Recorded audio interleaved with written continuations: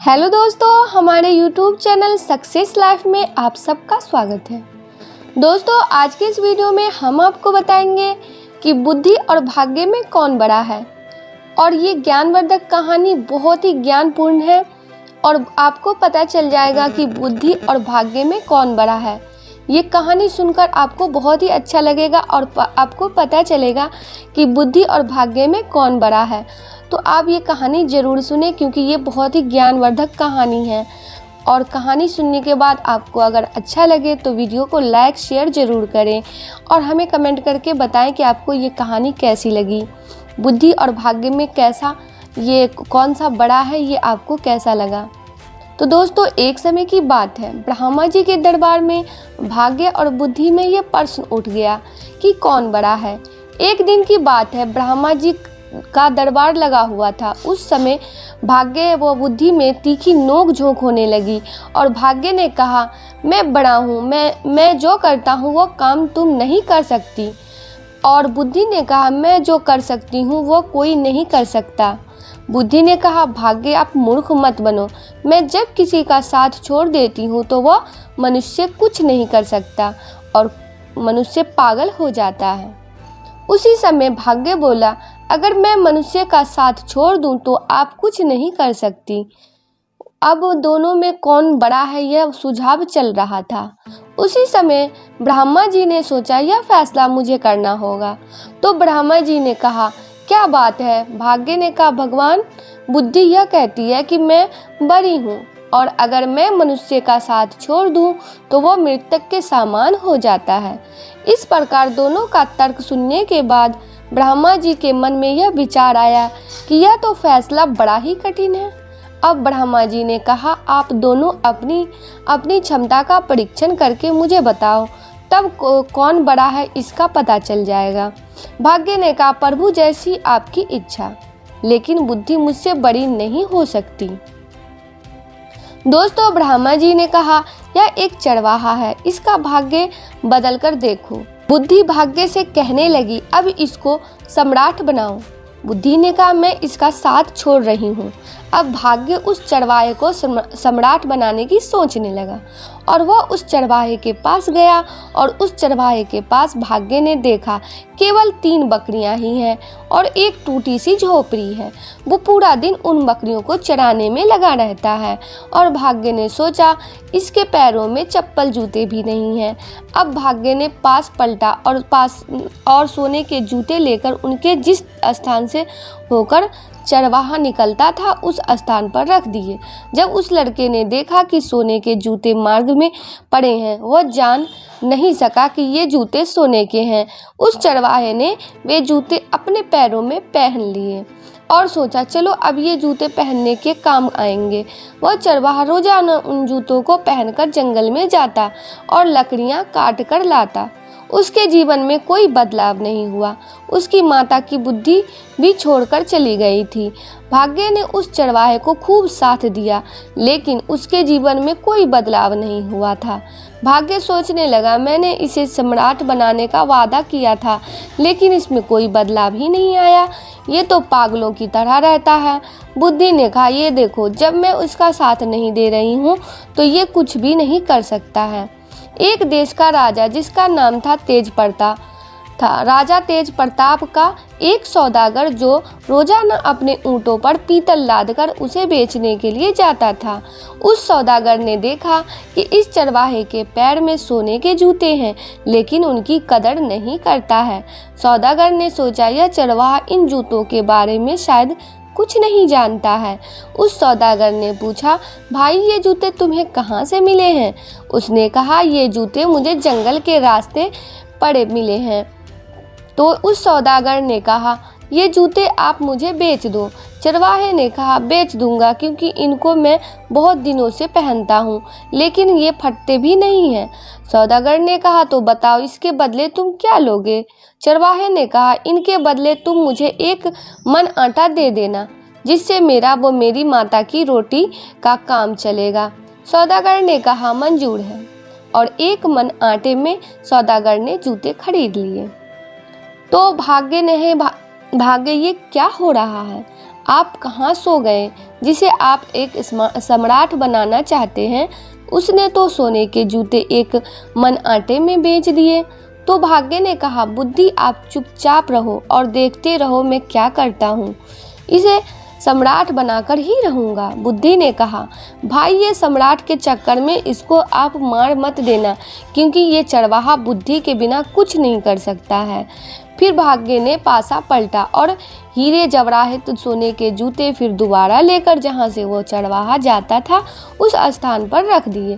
फिर उसी रास्ते से चरवाहा निकला तो उसने देखा ये जूते तो पहले से भी अच्छे हैं, चलो इनको भी पहन लेता हूँ। उसने वे जूते पहन लिए और अपनी बकरियों को चराने के लिए चला गया। फिर वो सौदागर एक दिन उसी रास्ते से होते हुए अपना माल बेचने जा रहा था, तो उस चरवाहे के पास उसने पहले से भी सुंदर स्वर्ण हीरे जवाहरात जूते देखे और कहा, भाई क्या ये जूते तुम मुझसे बेच दोगे? चरवाहे ने कहा, बेच दूंगा, लेकिन मुझसे एक बोरी भुने हुए चने देने पड़ेंगे। तो सौदागर ने हाँ भर ली और उन जूतों को एक मन चनों में खरीद लिया। अब सौदागर के मन में विचार आया कि ये जूतों का राजा को दे दूं तो मुझे काफ़ी धन मिलेगा। उसने ऐसा ही किया और राजा के पास चला गया। राजा जूता देखकर काफ़ी खुश हुआ और उन जूतों को ले लिए। और सौदागर से राजा ने कहा, भाई आप ये जूते कहाँ से लेकर आते हैं? सौदागर ने झूठ बोली और कहा, महाराज मैं जहाँ अपना माल बेचने जाता हूँ वहाँ के राजा ने मुझे खुश होकर ये जूते दिए हैं। तो राजा ने कहा, उनके कोई पुत्र हो तो अपनी बेटी की शादी उसके घर कर देंगे। अब वे बार बार जाओ तो ये प्रस्ताव लेकर आना। अब तो सौदागर फंस गया और कहने लगा, ये तो बड़ी मुसीबत पड़ गई, अब क्या करूं मैं? तो हो सके उस चरवाहे के पास ही जाता हूं। तो वह उस चरवाहे की झोपड़ी पर चला गया और देखा चरवाहा अपनी बकरियों के साथ वहीं बैठा था। सौदागर ने अपने पीतल के बर्तनों का बोरा उतारा और बैठकर चरवाहे से बात करने लगा। वह चरवाहा जब उसके बर्तनों के बाड़े पर आकर बैठा तो वो सभी बर्तन सोने के हो गए, क्योंकि भाग्य साथ दे रहा था। सौदागर ने मन ही मन सोचा, ये तो बड़ा काम का व्यक्ति है, यूं कोई बड़ा व्यक्ति या जादूगर है, इसे ही मैं राजा बना देता हूँ। भाई तुम चिंता मत करो, मेरे पास काफ़ी धन दौलत है और मैं आपके यहाँ महल किला बना देता हूँ और आप उसके राजा बन जाना। राजा बनने के बाद मैं आपकी शादी मेरे देश के राजा की बेटी से करवा दूंगा, फिर आप आराम से ज़िंदगी जीना।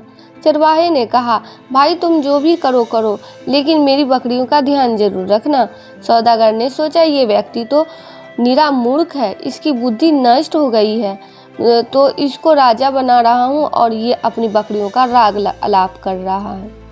अब सौदागर ने वहाँ पर महल बनाकर वापस राजा के पास गया और कहा, महाराज मैं उस राजा को शादी के लिए तैयार कर आया हूँ और आप वहाँ पर अपनी बेटी की सगाई उस राजा के बेटे के साथ करा दो। तय करके आया हूँ। राजा ने 2 नौकर भेज दिए और उसकी सगाई करवा दी। अब विवाह का समय आ गया और चरवाहा अपनी बकरियों के साथ रहता है, उनके चराता है और मस्त रहता है। सौदागर ने कहा, ये चरवाहा मुझे मरवा नहीं दे, इसके तो कोई परवाह ही नहीं है। सौदागर उस चरवाहे के पास गया और उसने उसको सारी बात बताई और कहा, मुझे और तुझे दोनों को राजा मार देगा अगर किसी बात का पता चल गया तो। इस कारण मैं जिस प्रकार कहूँ उस प्रकार ही आप काम करो। चरवाहे ने मन में सोचा, यह संकट कहाँ से आ गया है, तो अपनी जिंदगी आराम से व्यतीत कर रहा था, इसने खूब परेशान किया। मुझे अब विवाह का समय आ गया और बारात लेकर राजा के देश में जाने लगे। काफ़ी सेना हाथी घोड़े लेकर पहुंच गए और शादी की रस्म पूरी हो गई। अब उस चरवाहे को एक अलग 7 मंजिला कमरे में सुला दिया। अब उसको वहां पर कई प्रकार की आवाज़ आने लगी, क्योंकि उसके छोटे समय में उसकी माता भूतों की कहानियां सुनाया करती थी। तो उसको पायलों और चूड़ियों की आवाज़ जैसे ही आती तो उसने सोचा भूत आ रहा है। उसने एक खिड़की से होकर कूदने की तैयारी कर ली। उसी समय बुद्धि ने भाग्य से कहा, भाग्य इस व्यक्ति को किसी प्रकार से बचा सको तो बचा लो, अन्यथा ये कूदकर मर जाएगा, क्योंकि इसमें बुद्धि नहीं है। भगवान भाग्य ने कहा, बुद्धि आप बड़ी मैं छोटा, बुद्धि आप जीती मैं हारा, पर इसको किसी प्रकार बचाओ। उसी समय बुद्धि उस चरवाहे के शरीर में प्रवेश करती है। वह चरवाहा ऊपर से कूदते हुए रुक जाता है।